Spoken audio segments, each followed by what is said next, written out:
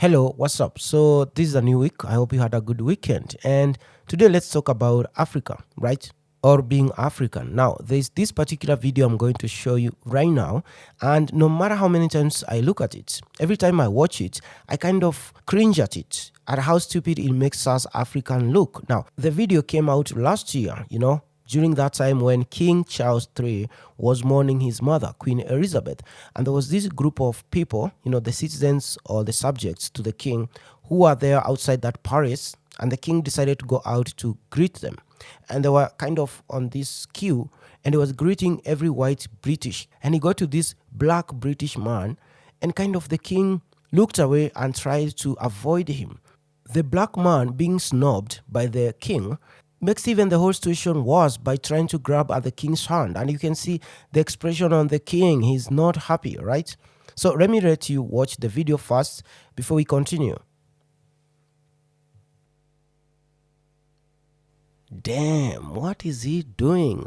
I mean, what was our brother trying to do? Because he knows he should not have been there. And from the video, you can see the king is shocked to find him there, and he kind of tries to turn around to scold his security detail as to why they allowed him, this black guy, to be there, or why they never alerted the king to know that there could be some black people in the queue. And he then remembers the cameras could be focused on him, so he changes his posture. But you definitely can see the king is not happy. And this guy goes ahead to even make the whole situation worse by trying to grab the king's hand. But the other thing is, he should have known. He should have known, because that's where the problem is. He should know his place. He should know that royal hands are not supposed to, touch an African or an African slave, because in the eyes of that king, that's who he is. And it doesn't matter if he's a Briton or a third, fourth generation Briton, because you recall when slavery was abolished, there were some slaves in Britain, and those guys got their freedom back then, and they went on to live a normal life, right? And maybe some of those people are his great-great-grandparents. It doesn't matter if he's a fourth generation Briton.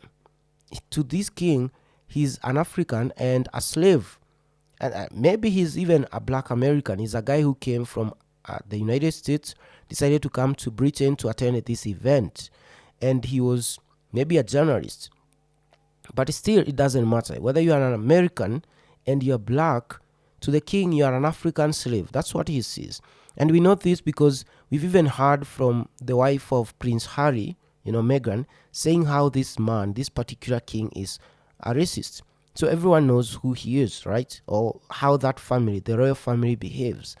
But our guy still went ahead to do that. So embarrassing. And that's where the problem is, because Africans sometimes forget our position, basically our place in the society. We usually forget, because we live with these people, speak like them, dress like them, even go ahead to marry one of their own, but we forget that they do not see us as equal. They do not see us as one of their own. And that's where the problem is. And now you go here, you embarrass us, because again, you are trying so hard to be accepted. It's like you are forcing things, You are forcing to be accepted, because that's how African leaders behave when they go to these international meetings, when they go to these conferences and summits. You find them looking weird, like, like cartoons, like clowns. They look weird, trying to greet every white president and prime minister from the EU and, the United States. What I'm trying to say is that black people and Africans, we need to stop this behavior, We need to stop trying so hard to be accepted, because they need to meet us halfway, You never see Chinese trying so hard to be accepted. If they are invited, they come. If they are not, they stay back at home. But Africans, we try so hard. We need to stop this, man. We need to stop. And sometimes it makes me think, every time I watch news, makes me think the future of our continent and our people.